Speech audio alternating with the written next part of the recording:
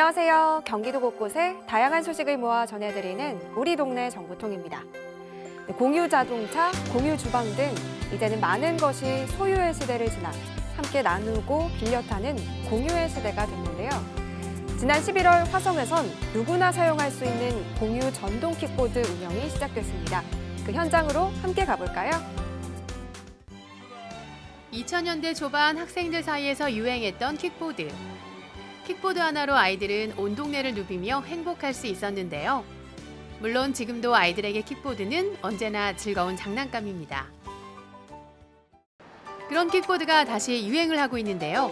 발로 구르며 타던 아동용에서 이제는 원동기를 달고 성인들이 편리하게 타고 다닐 수 있는 전동 킥보드로 재탄생했습니다. 전동 킥보드는 평소에 버스를 타기도 애매하고 걸어가기도 애매한 거리가 있는데 그럴 때 전동 킥보드를 타고 가면 굉장히 재미있고 빠르게 이동할 수 있습니다.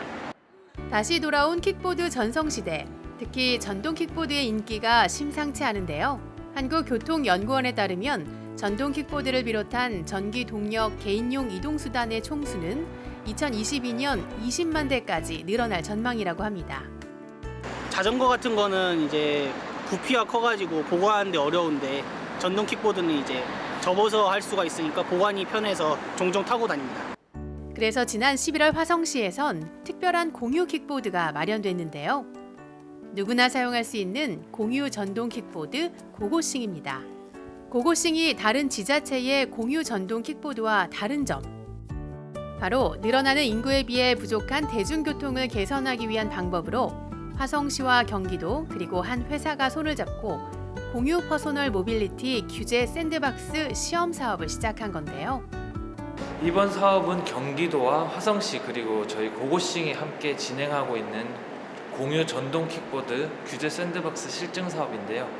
현행법상 전동 킥보드는 자전거 도로에서 지금 운행을 할 수가 없는데 저희 실증 사업 구간 내에서 자전거 도로에서 전동 킥보드를 운행할 수 있게끔 이제 조건부로 허가를 받았고요. 이 사업을 통해서 이제 시민들이 좀 더 전동 공유 킥보드 사업의 서비스에 좀 더 친근하게 다가설 수 있게끔 저희가 노력을 많이 하고 있고요. 그리고 또 서비스를 통해서 제일 중요한 안전 운행을 위한 저희 지침이나 아니면 어떻게 대응할 건지에 대한 기준을 마련하는 게 저희 사업의 목적입니다.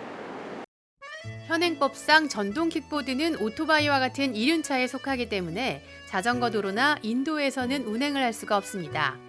하지만 현재 고고싱 실증 구간인 동탄 청계 중앙공원에서는 자전거 도로를 이용할 수가 있는데요. 지금 2022년 기준 이용자 수가 20만 명 시대입니다. 글로벌 시장 PM도 규모는 71조 6천억에 달합니다. 경기도는 이번 실증 사업을 계기로 PM 산업 활성화를 위한 규제 개선에 적극 나설 계획입니다. 전동 킥보드의 인기에는 직장인들이 가장 큰 역할을 하고 있는데요. 출퇴근에 늦지 않게 빠르게 이용할 수 있고 무게가 가벼워서 버스나 지하철을 탈 때도 휴대가 용이하기 때문입니다. 이용 방법 또한 간단해서 쉽게 사용할 수가 있는데요. 뿐만 아니라 만 18세 이상 원동기 또는 자동차 운전면허증 소지자라면 누구나 이용할 수 있습니다. 네, 이용 방법은 아주 간단합니다. 앱 다운받으시고요. 스캔하시고 타시면 됩니다.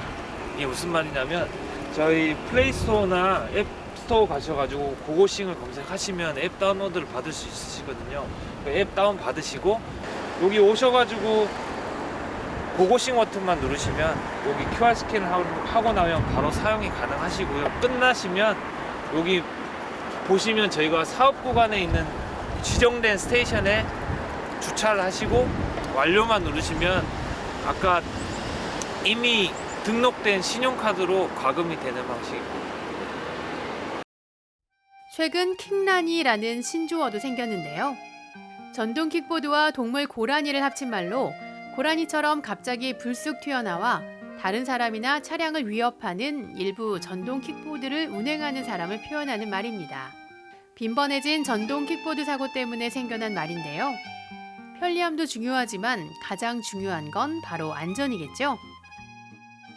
편리한 편리한 것도 좋지만 제일 중요한 게 안전이겠죠. 특히 지금처럼 추운 겨울철에는 넘어지거나 하시면은 부상도 많이 당하시고 하기 때문에 꼭 안전하게 타셔야 되고요. 첫 번째는요, 18세 이상 면허증 소지자만이 탈 수 있고요. 그다음에 동승을 하시면 안 됩니다. 여기서 많이 보시면은 그 부모님들이 자녀들이나 아닌 커플들이 동승을 많이 하시는데 동승하면 무게 잡기도 힘들고요.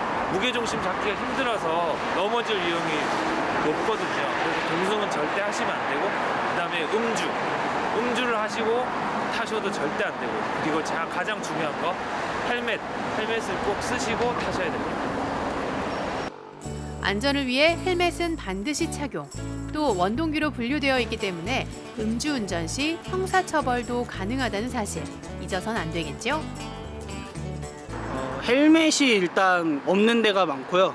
그리고 이 도로가 너무 좁아가지고 타는데 조금 어려움이 있지 않나 생각됩니다.